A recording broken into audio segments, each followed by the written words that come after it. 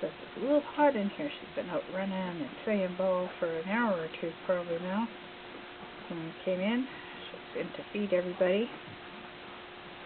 And have all the flaps open and the lid up because she's just so hot. They generate a lot of heat, these dogs, by themselves. And she's got a beautiful coat on her, so she actually is quite hot all the time. She finds it very distressful in the house because her coat is so thick. She has to sit mostly in her bed. Is right by the front door, which is a bit drafty. And that way she's in a bit of cooler area. If she could lie on the lino, it would be better, but in the kitchen, but she doesn't like lino at all. She's quite afraid of it, so she actually walks from rug to rug in the house when she's inside.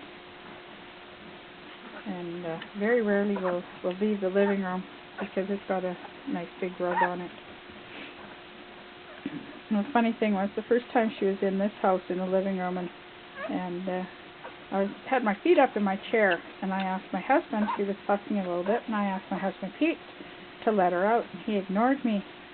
And a minute or so later, I said, Pete, could you please let her out, because I was in the middle of something. It was very hard to get unencumbered from my chair.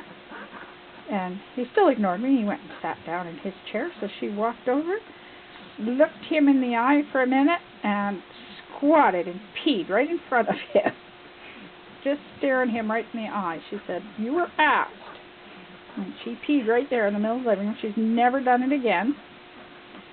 Now she knows she just goes to the door, but because he was ignoring that she was in distress, that she needed to get out now for some reason, that she taught him. Well, that's that. And it's funny because they do have an attitude. She knew I had asked him to open the door and let her out.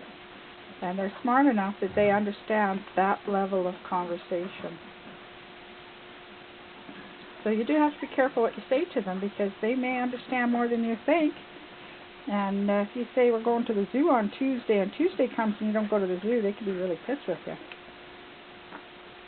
Anyway, that's about it for this morning. She's been nursing for more than 4 minutes now, so they should be just about done. I'm only staying because I want to put the lid and everything back when she's finished, so I don't usually stand over a dog when they're nursing, but because she's so warm, I have to keep the kennel open and the flaps up for her so she doesn't overheat. We don't want her having stroking out from heat stroke in the middle of winter when it's 20 below, eh? And they do that.